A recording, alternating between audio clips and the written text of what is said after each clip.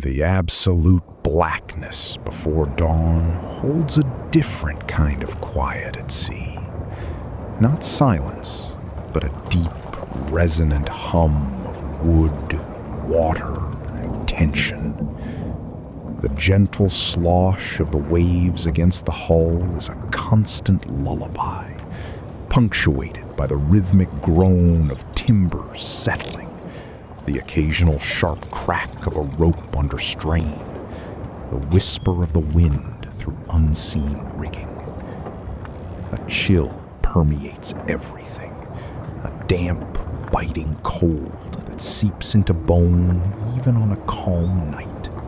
And always the smell, the pungent, cloying sweetness of tar, mingled with the metallic tang of salt, the musty scent of damp wood, and the faint, unsettling aroma of bilge water rising from below.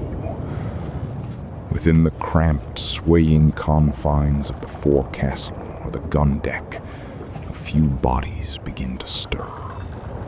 No gentle awakening here, just a grumble, a stretch, a reluctant heave from a hard berth or a lumpy hammock. Sleep, when it came, was never enough, always shallow, haunted by the ship's perpetual motion and the subconscious knowledge of duties yet to come. With fumbling hands, stiff from the previous day's toil, men pull on scratchy, often damp garments. There is no call to action, no ringing of bells to announce the start of the day. The ship itself, a wooden behemoth breathing around them, simply demanded. The first light, when it eventually bleeds across the horizon, does little to dispel the gloom. It merely illuminates the immediate tasks, the endless, repetitive cycle of maintenance that was the true rhythm of life beyond the horizon.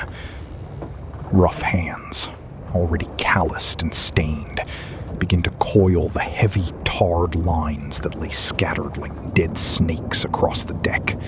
Each coil had to be neat, ready for instant use, for delay could mean disaster in a sudden squall. Buckets of seawater, drawn from over the side, sloshed across the planking, a cold, crude wash that kept the deck clear of grit and grime. Bare feet or worn boots trod carefully, accustomed to the ship's unpredictable pitch and roll.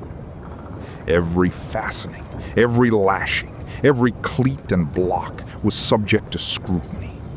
A splintered spar, a fraying rope, a loose plank. Any minor fault was a potential catastrophe waiting to unravel. The ship was not just a vessel. It was a hungry, demanding entity, constantly asking for attention, for repair, for the unending toil of its crew.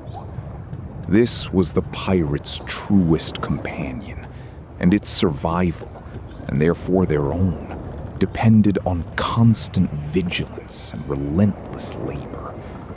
There was no off-duty when the ship was alive, propelled by wind and current, a world unto itself.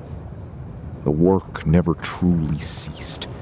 It merely shifted from one necessary chore to the next, a continuous loom weaving their existence.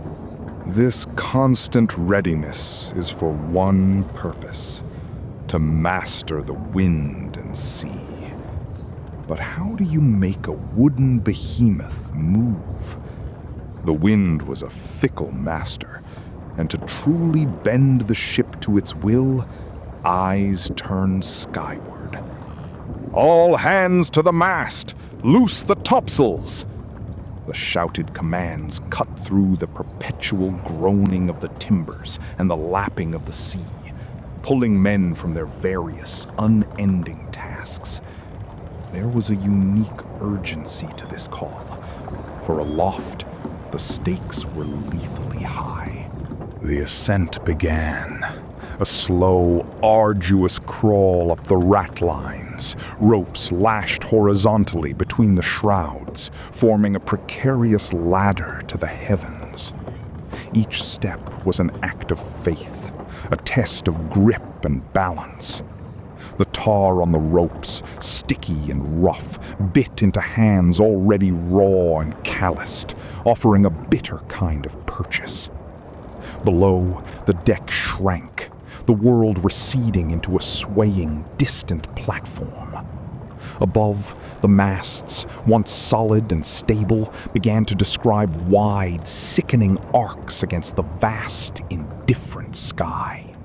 With every fathom gained, the wind's voice grew from a whisper to a roaring gale, tearing at clothes, stinging exposed skin with salt and spray.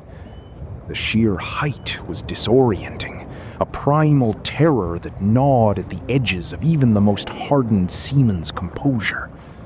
One slip, one moment of lost concentration, and the unforgiving ocean waited below, a dark maw ready to swallow a tumbling body without a trace. Reaching the yards, the long spars crossing the mast, was no relief. Here, perched precariously, often with only a single foot rope beneath them, men wrestled with acres of heavy, water-soaked canvas. The sails, stiff and unyielding, flapped like enraged beasts, their thunderous snaps threatening to tear men from their perch. It was a brutal dance of strength, coordination, and sheer will. To furl a sail, they would lean out over the yard, battling the wind's immense pressure, gathering the heavy fabric into tight bundles, lashing it down with desperate, aching fingers. To unfurl, they would cut the gaskets, allowing the canvas to erupt with a crack, then crawl to the ends of the yard, pulling the ropes, guiding the colossal sheets of cloth into submission, often with the vessel heeling sharply, threatening to plunge them into the churning sea below. Muscles screamed. Lungs burned with the cold, thin air, and eyes streamed against the biting wind. The exhaustion was absolute, bone deep, a weight that pressed down on every limb. Yet in rare, fleeting moments, high above the chaos, a different kind of sensation could surface. A brief, dangerous beauty. The horizon, a perfect, unbroken curve. The ship, a tiny, defiant speck carving its path through an endless blue. But these moments were not for contemplation. They were merely the backdrop to relentless, life-or-death labor. With the sails set, the ship comes alive, but its path across the waves still demands constant attention, even below the ring. With the sails set, the ship comes alive, a wooden creature straining against the wind, its journey across the waves demanding a relentless vigilance that reached far beyond the heights of the mast. Down on the main deck, life was a cycle of watches, each turn of the glass bringing new demands, new pains. The sun, when it broke through the scudding clouds, offered little comfort, only a relentless glare that burned exposed skin and reflected blindingly off the restless water. Or perhaps it was the biting spray, a constant damp shroud that chafed the skin raw and soaked clothes to the bone. One task, a silent, monotonous testament to the ship's constant struggle, was the pumping of the bilge.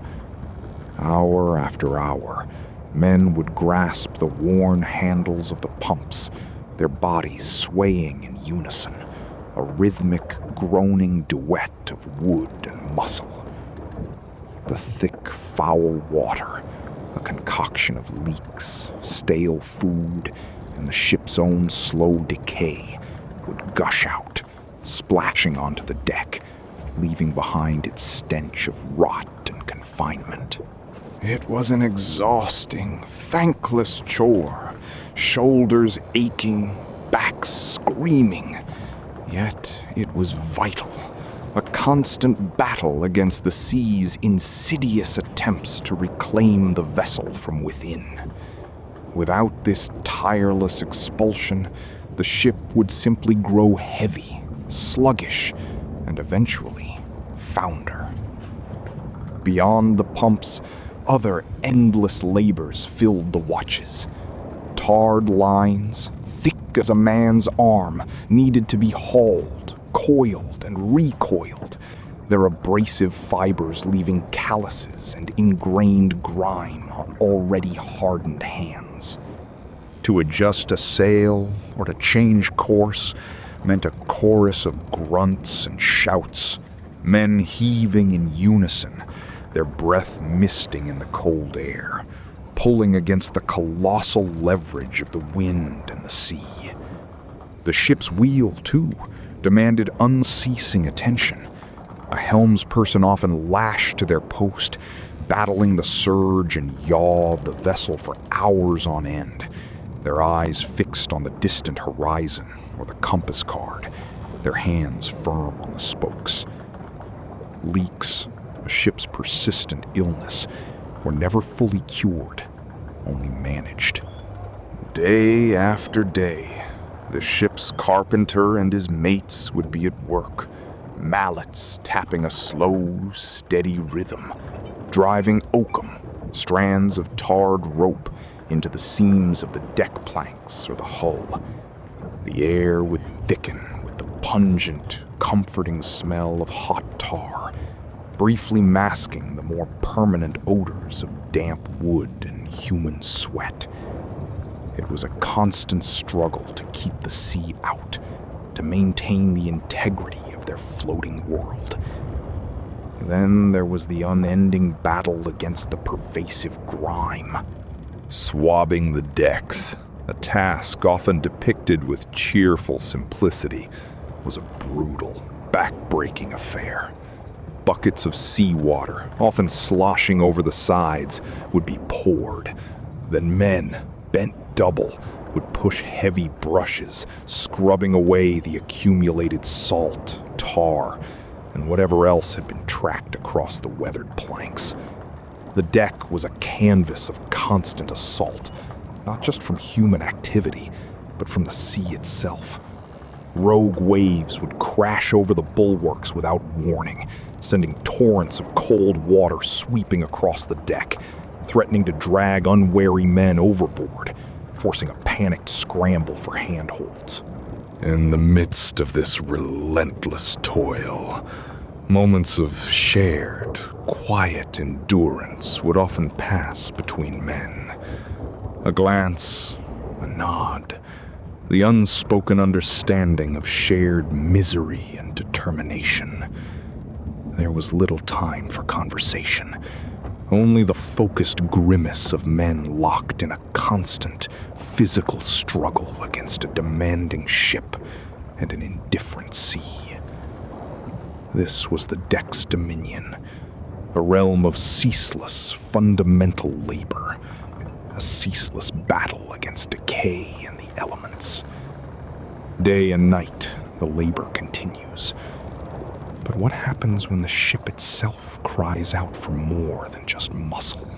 The ship was a demanding entity, her voice a chorus of groans and complaints that echoed through every timber, every plank. While the decks above screamed with the wind and the work of sails, there was another, more profound struggle unfolding beneath. A hidden battle waged in the unlit depths. To answer the ship's cries for more than just muscle meant descending. It meant leaving the relatively open, if chaotic, world of the main deck and plunging into a realm of perpetual twilight, or often absolute darkness. The air grew thick and heavy with each step down the steep, narrow companionways. Here, the salt-laced wind was replaced by the cloying, stagnant breath of the ship's belly. The dominant scent was that of bilge water, a noxious cocktail of stale seawater, human waste, putrefying food scraps, and the metallic tang of rust, all mingling with the persistent, earthy dampness of saturated wood. It was a smell that clung to clothing, skin, and memory, an inescapable, oppressive presence. This was the domain of the ship's carpenter and his few assistants, men whose labor was less about brute force against the elements and more about an endless, methodical combat against the insidious forces of decay. Here, the enemy was not the storm, but the microscopic, the unseen, rot that crept silently through timbers, the voracious shipworm that bored intricate tunnels into the hull below the waterline, and the countless leaks that, if left unattended, would slowly, inexorably drown the vessel from within. These were leaks too persistent, too deep-seated for a quick patch-up with oakum and tar from the deck above. The tools of this subterranean warfare were simple, yet vital. Heavy wooden mallets that thumped against stubborn planks, sharp chisels that shaved away diseased wood, and bundles of fibrous oakum carefully hammered into seams with caulking irons to create a watertight barrier. The work was often performed in cramped, awkward spaces, where a man might have to contort his body, working by the flickering, dangerous light of a lantern, casting long, dancing shadows that only intensified the claustrophobia. Every creak of the ship, amplified in the enclosed space, was a reminder of its constant movement, its constant stress. The groaning timbers seemed to speak of their own suffering, and the men who toiled amongst them became intimately familiar with the ship's deepest aches. It was a work of intense concentration and endurance, where a single missed seam or an overlooked patch of rot could spell disaster, a slow, certain doom. Beyond the physical hardship, there was a profound psychological toll. To be cut off from the light of the sky, from the fresh breath of the open sea, for hours on end, day after day, was to exist in a kind of living tomb. The constant damp, the stale air, the rhythmic sloshing of the bilge, the relentless demand for vigilance against these unseen enemies, all conspired to wear away at a man's spirit. Yet the ship demanded attention. Its very survival depended on it. And so the hidden pains were addressed, one painstaking, miserable task at a time. The ship had to be kept sound, no matter the cost to those who plumbed her depths, wrestling with her deepest wounds. Yet the ship's demands were not always the silent, gnawing battle against decay within her timbers. Sometimes a different urgency seized the vessel, a sudden explosive command that tore through the relative calm. The shrill, piercing whistle of the boatswain cut the air. "Clear for action!" It was the cannon's call, a demand for a kind of labor that transcended mere endurance, pushing the body and mind to their most extreme limits. Decks that had known the steady tread of a watchman or the scrape of a scrubbing brush now became a stage for a frantic, organized scramble. Loose gear was tossed below or lashed down with brutal efficiency. Hammocks were rolled and stowed. Anything that could become a lethal projectile in the coming storm of shot and splinter was removed. Men who had just hours before been mending sail or pumping the bilge now transformed into a different kind of mechanic, their faces grim, their movements precise. Then came the true labor, running out the guns. These were not mere instruments, but heavy, cold iron beasts, some weighing tons, chained in silence until now. With block and tackle, with grunting muscle and straining sinews, they were wrestled from their ports, their muzzles pushed through the gaping holes in the ship's side. The deck groaned under their weight, the timbers vibrating with the raw, coiled power contained within.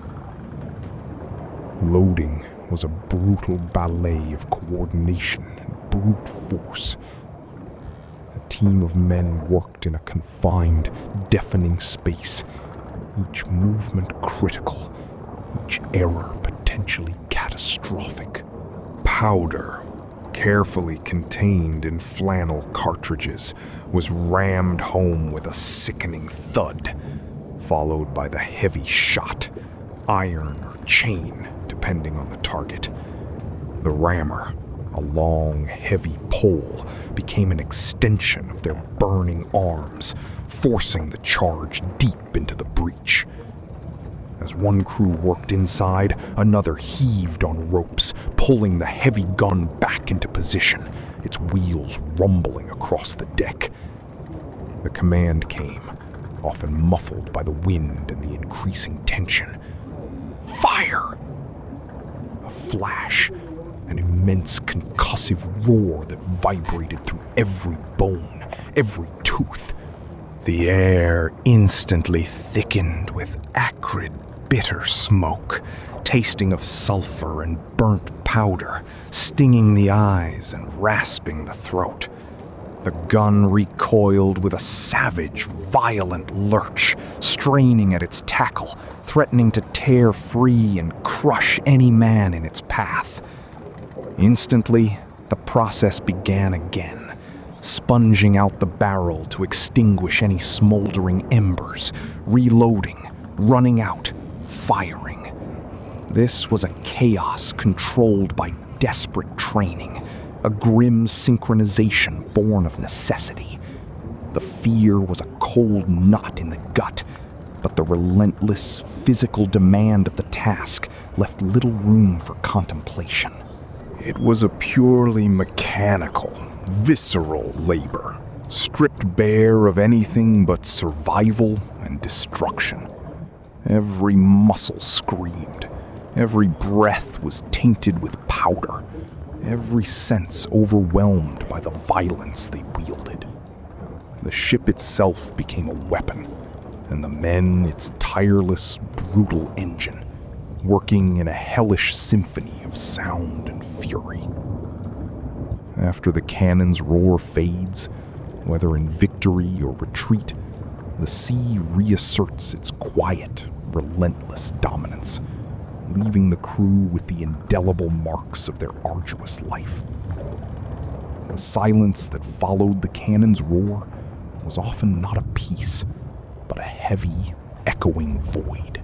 Every muscle, every sinew thrummed with a deep, protesting ache. The hands, perpetually stained with the dark, sticky residue of tar, bore a topography of calluses, hard ridges of skin carved by years of hauling rope, scraping barnacles, and gripping the rough grain of wood. Even when they weren't actively working, the phantom pains of the ship's demands lingered. The lower back, perpetually strained from bilge pumping or cannon maneuvering, the shoulders perpetually hunched from endless hours aloft or at the tiller. Skin, once soft, was now a leathery canvas, cross-hatched by the relentless sun and the biting sting of salt spray. Lines of a life lived exposed to every element. Scars, too, mapped their journey. A slipped axe, a broken spar in a storm, a cutlass nick from a boarding action. Each mark a silent testament to a moment of peril, a price paid in flesh and blood. This exhaustion wasn't merely tiredness. It was a profound, bone-deep weariness that settled into the very marrow. It was the weight of every watch, every climb, every repair, every moment spent battling the ocean's indifference. Sleep, when it finally came, was less a gentle descent into rest and more a sudden, almost violent collapse into oblivion. A few stolen hours of unconsciousness on a hard plank or a rough hammock, broken by the constant creaks and groans of the ship, the distant lapping of waves against the hull.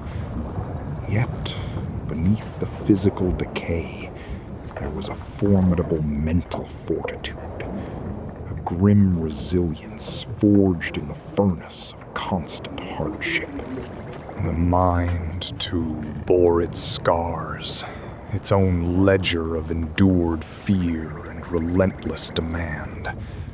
To survive required not just strength, but an unbreakable will to keep moving, to keep working, to push through the pain day after day, week after week, with no horizon promising ease. This was the true coin of their freedom, the unromantic, brutal cost of their life beyond the law. Not simply the gold plundered, but the silent, ceaseless labor, the toll exacted on every muscle, every bone, every nerve. It was the understanding that their defiance of society came at the price of perpetual servitude to the ship itself and to the vast, indifferent ocean. This relentless work, this physical and mental ledger, formed the silent struggle that truly defined pirate life, inviting us to look beyond the romanticized legends, to appreciate the unseen, visceral history etched onto the very bodies of those who dared to live and die beyond the horizon.